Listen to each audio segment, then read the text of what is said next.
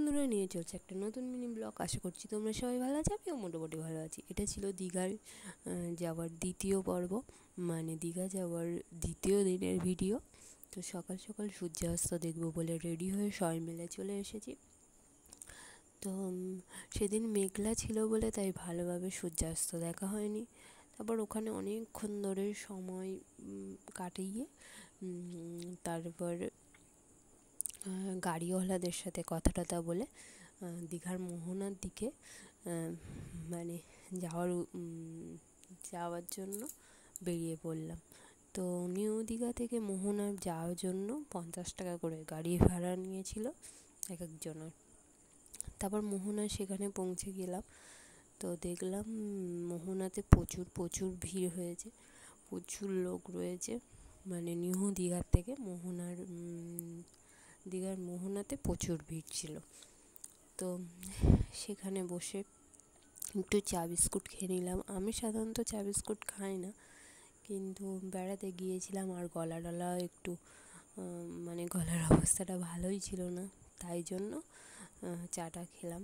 তারপর দীঘার মোহনার দেখার বিষয় মানে মাছের বাজার। এখানে প্রচুর মাছের দোকান আর প্রচুর তেমন মাছ। খুব ভালো লাগছিল মাছগুলো দেখতে। পমফ্রেট মাছ, চিংড়ি, ইলিশ, ভেটকি, তারপর অক্টোপাস, সেরকম নানান রকমের মাছ প্রচুর ছিল। ভোলা মাছ খুব ভালো লাগছিল দেখতে। তো মাছের বাজার থেকে আমাদের এই একটা ভেটকি মাছ কিনে নিয়েছিল ওখান থেকে, আমরা সবাই খাবো বলে। তো ওখানে দোকান থেকে কিনে এরা কাটার জন্য বসেছিল।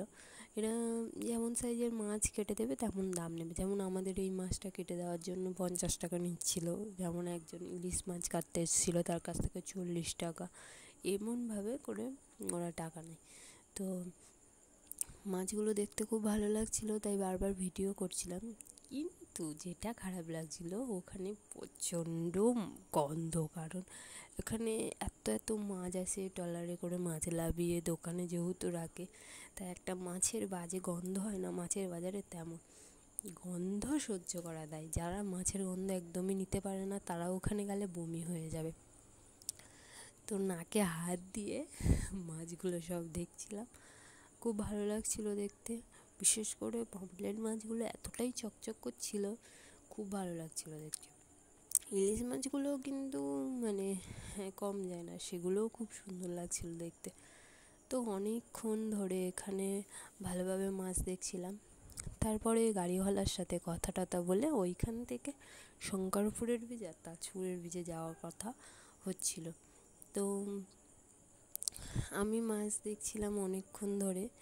তো ভাবলাম আমি কেন একা দেখি, তো আমার বন্ধুদেরকে তো সবাইকে দেখাতে হবে, তাই ভিডিওগুলো রেকর্ড করে নিয়েছিলাম। তো তোমরাও দেখতে থাকো মাছগুলো কেমন লাগছে।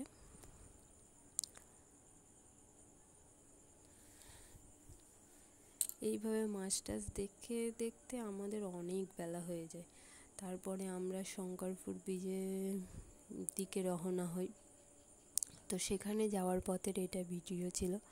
খুব ভালো লাগছিল গাড়িতে যেতে যেতে এরম ভিডিওটা করতে। মানে নিউ দীঘা থেকে দীঘার মোহনাটা অনেকটাই, আর দীঘার মোহনা থেকে আবার ফার্স্ট নোয়াখালীর মন্দির পড়েছিল। মানে সেখানে একটা মা দুর্গার একটা অবতার, কালী মায়ের মন্দির, নোয়াখালী মন্দির। তো সেই মন্দিরে আমরা ফার্স্টে যাইনি, আমরা ফার্স্ট শঙ্করপুরে বীজে গেছিলাম। তারপরে তাজপুরের বীজ হয়ে ফেরার পথে নোয়াখালীর মন্দির থেকে ঘুরে এসেছিলাম। তো শঙ্করপুরের বীজটাও আমার ভালো লাগছিল, বেশ ফাঁকা ছিল, ওখানে অতটা লোকজন ছিল না। এখানে এমনি টুকটাক ঘুরতে যাওয়ার মতো, ওখানে থাকার মতো মনে হয় তেমন জায়গা ছিল না, যেমন নিউ দীঘাতে আছে। তো তারপর শঙ্করপুরে বীজে আমরা ঘুগনি মুড়ি এসব খেয়েছিলাম। লুচি ঘুগনি এইসব খাওয়ার কথা বলছিল, আমার বড্ড গ্যাসের সমস্যা, তাই আমি ঘুগনি মুড়ি খেয়েছিলাম। তারপর ওখান থেকে তাজপুরের বীজে চলে গিয়েছিলাম। তো তাজপুরের বীজটা নাকি আগে ভালোই ছিল, এখন চারদিকটা ভেঙে এই বাজে অবস্থা হয়ে গিয়েছে।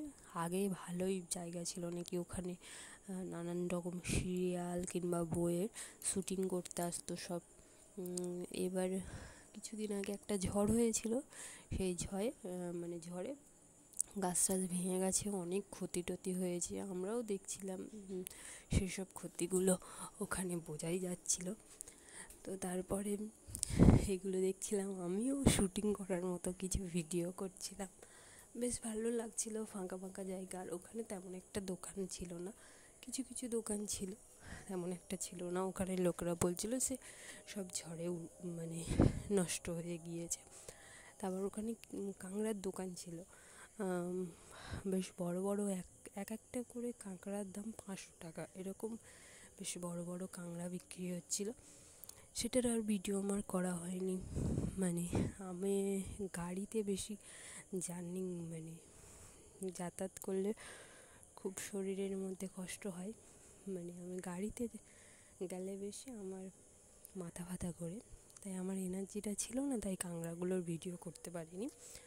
তো গাড়ি থেকে নেমে সমুদ্র পাড়ে ভালো পোজ দিয়ে ভিডিও করছিলাম। তারপর ভিডিও করে দেখছিলাম, মানে যা ঢেউ আসছিলো বড় বড়, ভয় করছিল, তবে ভালো ভিডিও করছিলাম।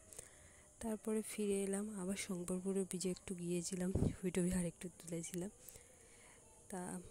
তারপর ফেরার পথে নোয়াখালীর মন্দিরে গেছিলাম। মা নোয়াখালীর মন্দিরে শুনেছি এখানটায় মন্দির খুব জাগ্রত, যা চাওয়া হয় তাই পাওয়া যায়। এখানে একটা বট গাছ ছিল, সেখানে অনেকেই ঢিল বেঁধেছিল।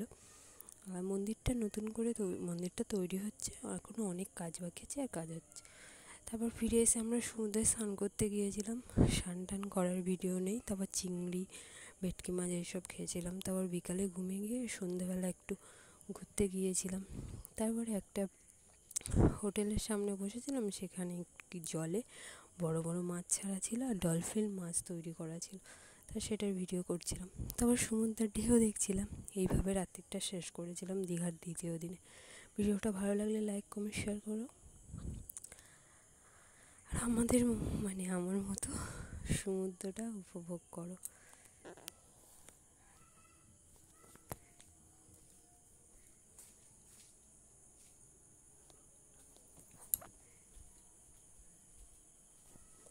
তারপর রাত্রিবেলা হোটেলে আমরা খেয়েছিলাম। কি খেয়েছিলাম সেটা ভিডিও করা হয়নি।